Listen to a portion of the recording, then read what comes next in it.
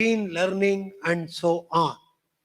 He is a Panchabhasha Pravina, as I know: Sanskrit, English, Kannada, Tamil, Hindi, and many more.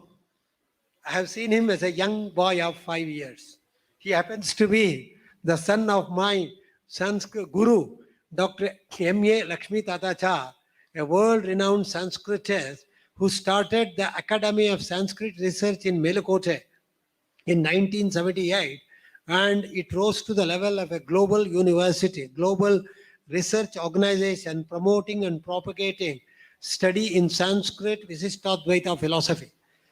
Incidentally, Professor Lakshmi Tatachar was also a great traditional Sanskrit scholar, and he was the visiting professor of our S-VYASA University, who also who was adorned with the D.Litt degree, and he is the President, Government of India, President's Awardee.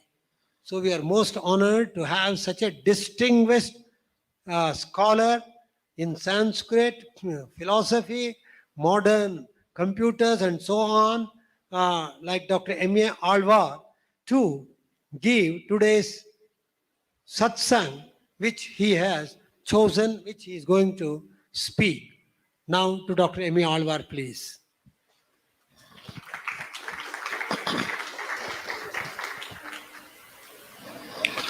योगेन चित्तस्य पदेन वाचां बलं शरीरस्य च वैद्यकेन योपाकरोत्तं प्रवरं मुनीनां पतञ्जलिं प्राञ्जलिरानतोऽस्मि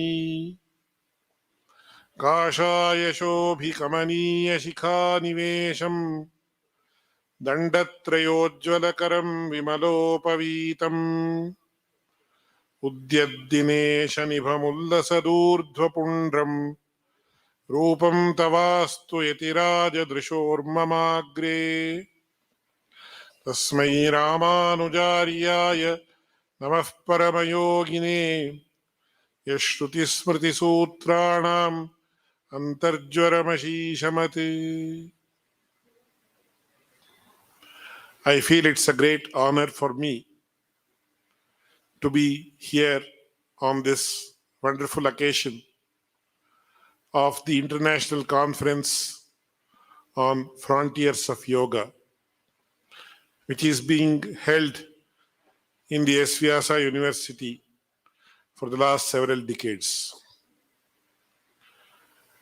The name itself is very inspiring.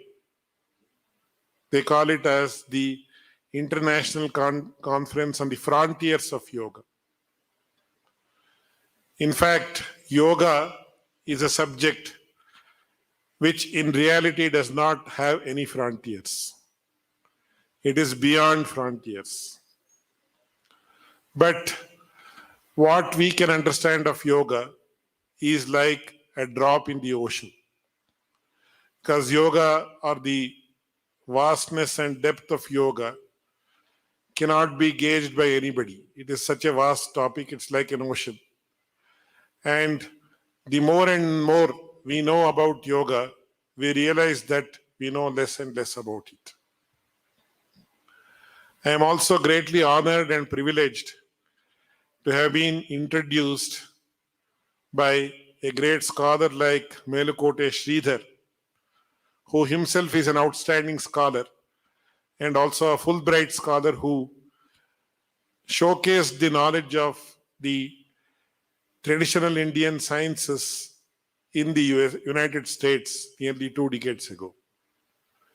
He was also a very celebrated teacher in the National College, and many of my friends used to talk about his wonderful lectures and how he would hold the audience spellbound when he used to give his lectures.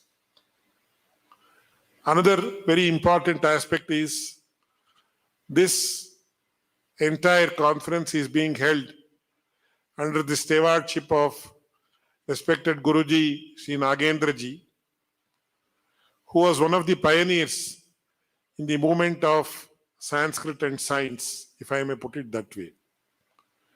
Nearly 40 years ago, He was one of the first persons to quit a job in the Indian Institute of Science and start concentrating on yoga and tell people the greatness of yoga all over the world. And today we see how that has flowered into this wonderful, vast organization called S-VYASA. And I have been a part of this program for the last many years, and it has been my privilege to be addressing the audience every 2 years for the last several years. This time, I have been given an onerous responsibility of giving a satsang to people who have come here from all over the country and also from other countries also. And the topic I chose is the spirit of yoga. Today, in fact, yoga has crossed the Indian borders and it is popular all over the country, all over the world, in fact. And when we see what yoga is doing in America, many of my students who are in various countries, they say yoga is $1 billion industry. And this is where I think we are missing the spirit of yoga. Because the Indian sages of yore who visualized the concept of yoga, to whom the concept of yoga was revealed, never thought it to be a commercial proposition. In fact, in India, all knowledge that emanated from our sages was never proposed to be a commercially viable product. Knowledge itself is very sacred, and knowledge is there to be absorbed and utilized for fulfillment in one's life. It's not a commercial entity that is to be sold or that is to be bought or purchased. From this point of view, I thought it would be very pertinent to talk about what yoga's spirit is all about. When we compare the way yoga is seen from the Indian point of view and the Western points of view, I think there is a lot of distinction between the 2 points of view.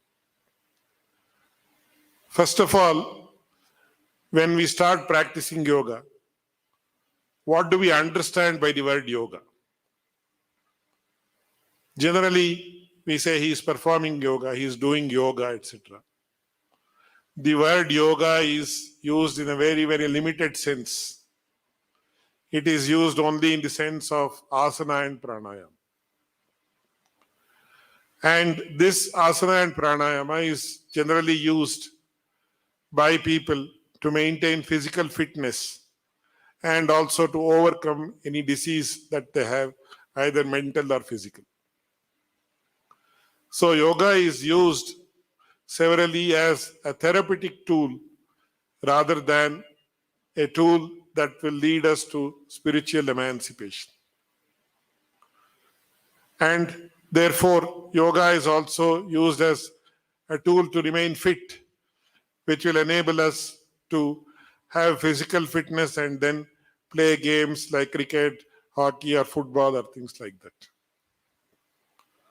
But the forefathers of yoga, or the seers of yoga, who brought into vogue the system of yoga, did not have this type of a viewpoint. That is why when we talk about the Ashtanga yoga, we start with yama and niyama. So when we talk about asana and pranayama, we do asana, we perform the asanas and pranayama for a given period of time. So we do it for half an hour or 1 hour or maximum 2 hours. But for how much or what amount of time should we practice yama and niyama? Are we familiar with this fact? No. And we are also not very much familiar with the fact what yama and niyama is all about. So when we talk about ahimsa, asteya, parigraha, etc. For example, ahimsa are engaging in non-violence. So should we not engage in not engaging in violence for 1 hour or 2 hours? No. It should be a lifestyle issue or lifestyle aspect. We should engage in non-violence for the entire period of the day. And so we call it in modern terms, you can put it as 24/7, 365, etc. So when we come to all these aspects, one very important thing comes to our mind. What is the spirit of yoga and how it actually is to be inculcated in our lives? And when we talk about life, a very pertinent and very relevant question is raised regarding what is the purpose of life. So when we talk about purpose of life, generally when we ask a student or his parents, the parents will say, I want my student to be successful in school, get maximum number of marks. Why? Because he has to get a seat in a very good college in PUC or +2 or the pre-university course. Then he has to do very well there and he has to get maximum marks because he has to get good ranking in CET. Then why? Once again, he has to do well in engineering or medical courses, whichever he takes, and he should become a topper. Why? Because he has to get a good job, he has to be selected in the campus so that he gets a very good pay package. So success is measured only in terms of money nowadays. And yoga is many a times meant to be a means to achieve this. This is not the case. And why should we earn not to live a livelihood? We earn money for the sake of money. So money has become both the end and the means, which is a very, very bad scenario. So what do our forefathers say? How should we use yoga? In this context, the Yoga Shastras give us a very, very wonderful view of what our life should be and what yoga, the role of yoga that is to be envisaged in our life. This is beautifully summarized in this shloka which says, Aharartham karma kuryad anindhyam kuryad aharam prana sandharanartham pranas sandharyaha tattva jigyasanartham tattvam jignasyam yena bhuyo na dukkham. This shloka emphasizes and also summarizes what the role of yoga is in our life. So what does it say? It begins with the process of why we have to earn a livelihood. It says, Aharartham karma kuryad anindyam. Every person has to live a livelihood for which he has to consume food. So to earn our livelihood, we have to engage in some activity. But what type of activity have we to engage in? It says, Anindyam karma kuryat. One should engage in activity that is not against the law, that is not against society, that is conducive to the welfare of society, etc. So that means we should not engage in any illegal activity. We should not engage in anything that is prohibited by law. So we should engage in activity that earns us a livelihood, and that activity should be such that it is not prohibited by law and also it is conducive to the welfare of society. So what type of, karma kuryad anindyam, aharartham. So we should do it for the sake of food or livelihood. So why should we consume food? This is another very important question that we should address today. Kuryad aharam prana sandharanartham. One should consume food to sustain life in this body. So there is a very common saying, whether you live to eat or eat to live. Actually, it should be eat to live. But today, when you see the innumerable number of various restaurants and the pani puri shops and all these things, we are sure that what we are doing is eat to live and not live to eat. So food has become the end in itself and it's not the means. And that too, that food is generally, don't mistake me for saying this, it's prepared in a very unhygienic manner, prepared by people who do not have the necessary value systems and not prepared in the right manner, etc. Because our scriptures say that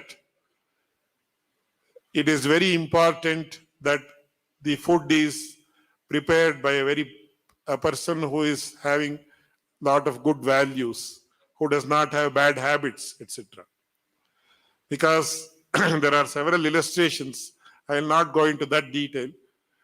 There are several illustrations to show that the mind of the person who cooks influences the mind of the person who consumes the food. So we say the food cooked by our own mothers are most important, they are very sacred and they are very tasty. Of course, very tasty, but also sacred and pious because the mother always has the welfare of the children or all the family members in mind. So she cooks it with love, affection, and also respect for others and things like that. That is why home cooked food is preferred even today. Whereas when food is cooked by ordinary persons in hotels and pani puri shops and other such establishments, this food is done with prepared with a commercial point of view. In fact, we understand that several ingredients are added to food cooked in hotels so that the person eats less and he gets a feeling of his stomach is full even when he consumes even a less amount of food. So all this goes on to prove that food has to be consumed in the right way, in the right manner, in the right circumstances, in the right atmosphere, etc. So this shloka says, Kuryadaharam pranasandharanartham. So one should consume food for the sake of sustaining life in our body and not to satisfy the taste buds, which is the case in most of the times today. Then why should you sustain life in this body? This is one very important question that comes into the realm of Yoga Shastra. Why should one live? So there are two models. One is the Western model and another is the Indian model. So when you see the Western model, when the question is asked, why should you live? They say we want to enjoy life to the maximum possible extent. So all our sense organs should be intact because we can enjoy life more and more. So that is the aim with which several new gadgets are developed. And most of the gadgets are aimed at helping us enjoy our lives, that is, sensual pleasures. Whereas the Indian model is totally different. The Indian model says, pranaha sandharyaha tattva jignasanartham. So why do you actually sustain your life? Why do you nourish your body? Because you have to aspire to know something that is beyond the realm of this world. That is what is known as tattva. So tattva jignyasa is what should be the aim of life. So it says prana sandharyaha tattva jignasanartham. The principal aim of life is to know what is the tattva. This is very well illustrated in a very beautiful story that is narrated in spiritual circles. Once there was a very rich man.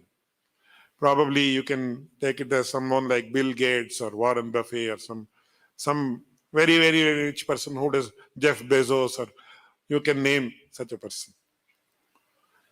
And he had everything in life. He didn't know what his value was, how much he was worth. He was worth several thousands of billions of dollars. He can or he could purchase anything that he wanted by the stroke of a hand. And he had enjoyed everything that he could enjoy in this life. But still he had one problem. What was the problem? He did not have peace of mind. And he visited several so-called godmen who were around him so that he could get a solution to his problem. That is, though he had everything in life, he did not have peace of mind. Then once a great yogi happened to come to his place, and someone suggested, why don't you go and meet this yogi? He may have a solution to your problem. Immediately he approached the yogi and he paid his respects, and he confessed to the yogi, sir, I have a problem. I am sure you will be able to address it because I have heard so much about you. If you can help me overcome this problem, I will be most grateful to you. Then the yogi said, please let me know what your problem is. Then the rich man said, sir, I have everything in life. I cannot aspire for anything more. I have several billions of dollars, and more billions of dollars doesn't make any difference. But I have a good family, I have friends, I have property all over the world, I have yachts, I have beachfront homes, I have villas all over the world. Whatever I aspire for, I can get it. But one thing that is missing is I don't have peace of mind. What should I do? Then the yogi said, I fully understand your problem. I also very much appreciate that you have come all the way to me to seek a solution to your problem. So this problem cannot be solved overnight. It needs some time. So you please leave your address with me so I can contact you and let you know how this problem can be overcome. Then the rich man said, sir, this is my address. Please get in touch with me, or if you let me know, I'll get in touch with you at any time. Then, as the person was about to leave, the yogi called him back and said, sir, is this your temporary address or is it your permanent address? Then the rich man said, sir, this is my permanent address. We have been living here for several generations. So definitely this is my permanent address. Then the yogi asked, suppose I want to contact you in this address after 5 years. Will I be able to do it? He said, by all means, sir. I told you it is my permanent address. Then the yogi asked, suppose I want to contact you in this address after 15 years. Will you be available? The rich man replied, yes, definitely I'll be available. Then the yogi asked, suppose I want to contact you here after 40 years. Will you be available? Then the rich man started thinking, where will I be after 40 years? Because already I am 60 years old. After 40, I will be 100. No. Then he said, no, sir, most probably you will not be able to contact me in this address. Then the yogi asked, then I want your permanent address, where probably I may be able to contact you even after 50 years. Then he said, no, sir, it's not possible. Then the rich man started, where will I be after the body dissociates from the soul? So what is this I that is there within me? Is it the hands? Is it the feet? Is it the mind? Or is it the head? Or is there something beyond all these physical entities that can be known as I? So this is what is to be known by Yoga Shastra. So it says, prana sandharyaha tattva jignasanartham. So one should sustain life in this body to know what reality is. And what is that reality? the reality is that there is a soul within this body, which is indestructible, which is known as the Atma or Purusha in Yoga Shastra. And then you have one more soul which is within that body, which is known as Ishvara. So unless you realize that there is a soul that is indestructible in this body, there is no use for life. Because how much ever you enjoy the pleasures of life, there is no end to it. This is also very well illustrated in a story in Mahabharata. There is a beautiful story in Mahabharata where there was a king called Yayati. This Yayati was a great emperor. And though he was very virtuous, he was always involved in enjoying the pleasures of life, like having good food, consuming all types of drinks, things, etc., which are not prohibited for kings, and all other pleasures associated with it.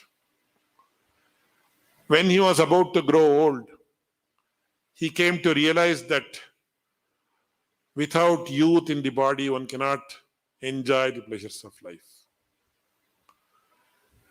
Then he approached one of his sons, who was very obedient to him.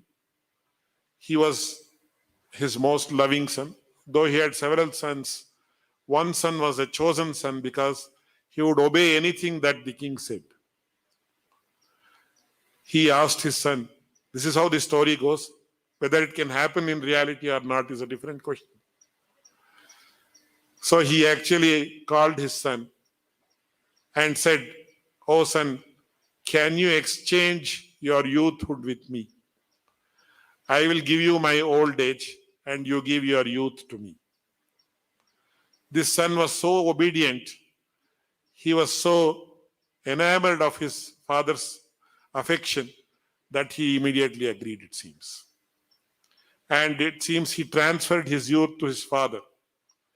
And he took the old age of his father to him. And the son became an old man immediately. And the father became a youth. Then he once again, as usual, he started enjoying his pleasures. After some time, he came to realize a very, very important thing. What happens if this youth also are going to end? Whom will I ask once again for youthhood? Nobody would be ready to exchange it with me. Then he realized there is no end to enjoying the worldly pleasures. And he mentioned a very beautiful shloka. He said, "Najatu kamah kamanam upabhogena shamyati. Havisha krishnavartmeva bhuyeva abhivardhate." One can never satiate the senses completely.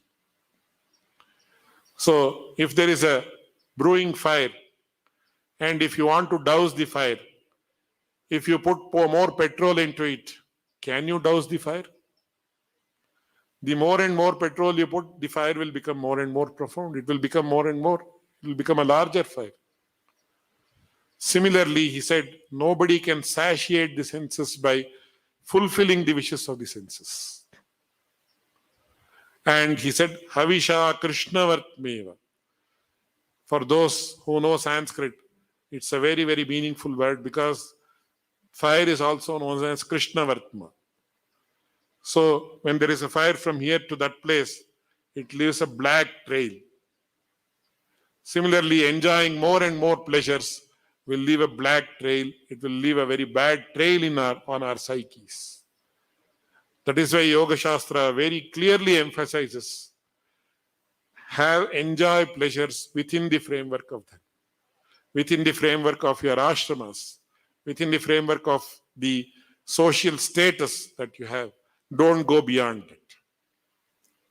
So he said, Havisha Krishnavartmeva bhuyeva abhivardhate.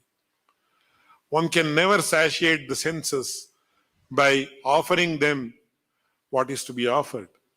So ultimately, one has to withdraw the senses from all the objects of pleasure. Having realized that, he called his son back, he transferred his youthhood back to him, and he took old age, and it is said that he went to the Tapovana to practice penance or yoga. The main aim of me mentioning this narrative is that one should sustain life in this world not for enjoying pleasures, but to ultimately, in due course, withdraw from all of them, overcome the wish to earn more money, overcome to have tasty food, but have food only for sustaining life in this world. So it says, prana sandharyaha tattva jignasanartham. And then tattvam jignasyam yena bhuyo na dukkham. So all of us undergo some type of misery in one way or the other. And any person whom you ask will have some problem, some type of a problem. There is no person in this world who does not have a problem. He might have a problem with his family, or if he doesn't have a family, he may have a problem with his relatives, or with his business, or with his organization, or with his own body ultimately.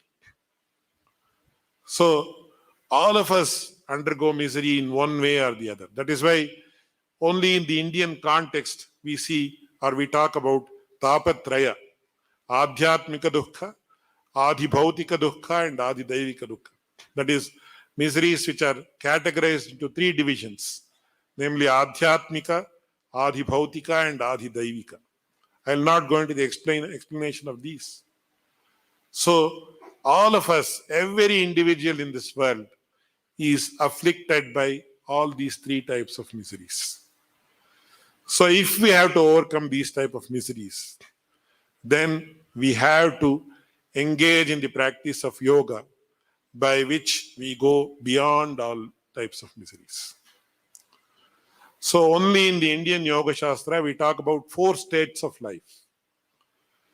They are called as Jagrat, Swapna, Sushupti, and then Turiya. So Jagrat is the waking state in which we are all now. Then the second state is Swapna, or the state of dream. And I am sure all of us who are present here have experienced the process of dream one way or the other when we are asleep.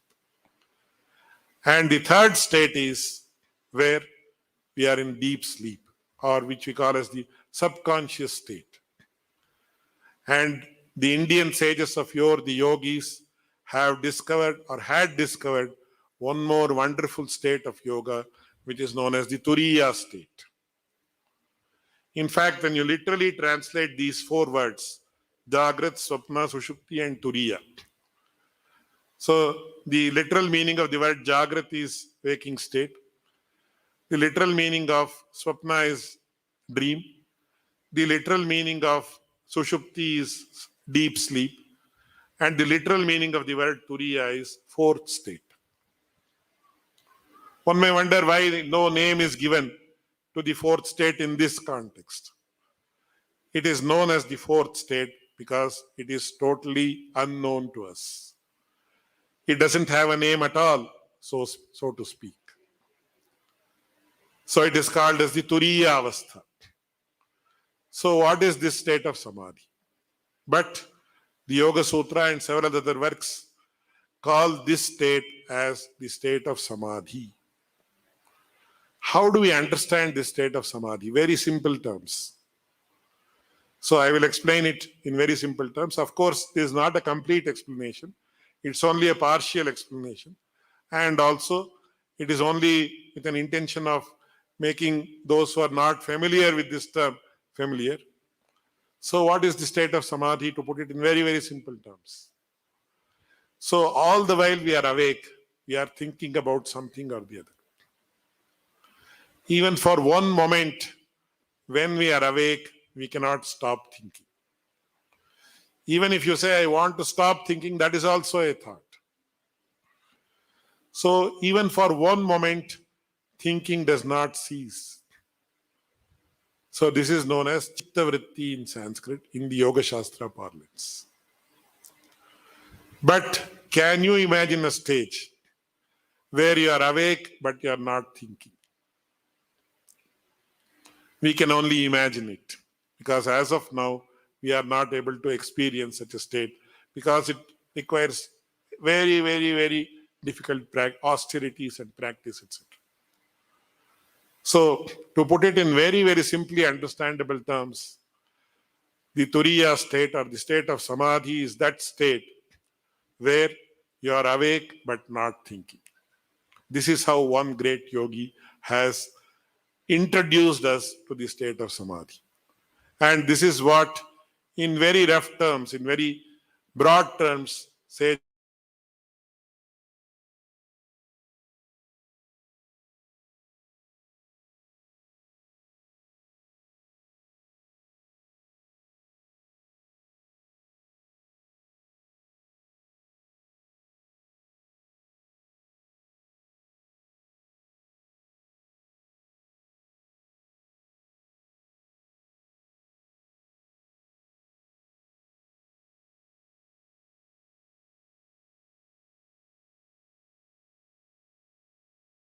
he himself describes that state he experienced in this great work called Yoga Taravali.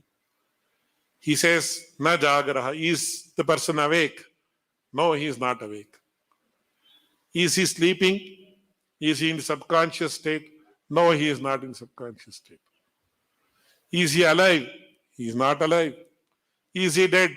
No, he is not dead. Then what is this state? He says, Vichitram. This is a very, very, very peculiar but unique and exalted state of Samadhi. So he says, Na jagaraha, it's not waking state. Naiva sushupti bhavaha, it's not the state of sleep. Na jivitam, it's not a state where a person is alive. Neither is it a state where a person is dead. So it's a very, very unique and profound state which is known as Samadhi. But since it is not known to us, since we are so much unintroduced to this state, it is known as the Turiya Avastha in the Yoga Shastras. And this state is to be experienced by all of us, ultimately. So the Yoga Shastras ultimately say, Tattvam jignasyam yena bhuyo na dukkha. So when you enter the state of Samadhi, then you see everything in a crystal clear manner. So you can visualize your own Atma or self. You can visualize or have a glimpse of the Paramatma Tattva or the Ishvara Tattva that exists within you, and you overcome all types of miseries. So the aim of each and every human being has to be the conquest or the inquest to know the truth, that is, know one's own self. So ultimately, it has been mentioned by great persons, even the Western scholars, great Western philosophers like Socrates, Plato, etc. The formula for overcoming all miseries and attaining the ultimate aim of life is know thyself. Know who you are. If you come to realize who you are, that is enough. You have achieved what you have to achieve for in life. You have achieved everything you can aspire for in life. So with these words, I conclude today's talk. The time given to me has been exhausted, and I convey my pranams to great acharyas who have come here, including Dr. Nagendra Guruji, who is a great mentor for me. He is my well-wisher, and every time the Inkofira takes place, he invites me, and I am so much grateful to him. I convey my pranams to Guruji Nagendraji and also Yogiji, who is sitting next to him. And I thank him once again for giving me this opportunity to be present. And I hope we will be working together under his guidance to realize several of his dreams. In fact, Guruji Nagendraji's vision for the entire universe is a very unique and very all-encompassing vision. And I understand from him that the Vivekananda Vyasa University has established a new university in the US called Vayu, and he is on the cusp of using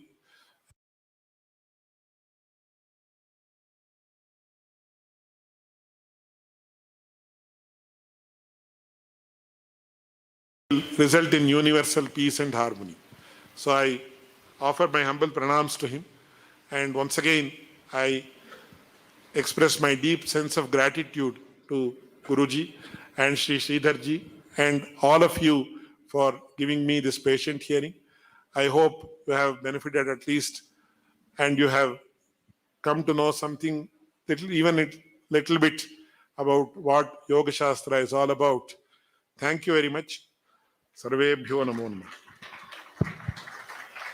I call upon Dr. Soni Kumari, Academic Dean and also the Joint Secretary of the 24th Incofira to propose a hearty vote of thanks. Thank you, sir. Thank you for giving me the opportunity to give vote of thanks. On behalf of S-VYASA University on 24th Incofera, on this occasion, I would like to thank Professor Alvarji for his outstanding talk on spirit of yoga. So thank you, sir, for your kind presence and for your wonderful lecture which you have given. We all of us be enlightened by hearing you on this occasion. Now I request our Honorable Chancellor, Dr. H.R. Nagendraji Guruji, to come and felicitate Professor Alvar sir on the stage. Please come, Guruji. And Swamiji.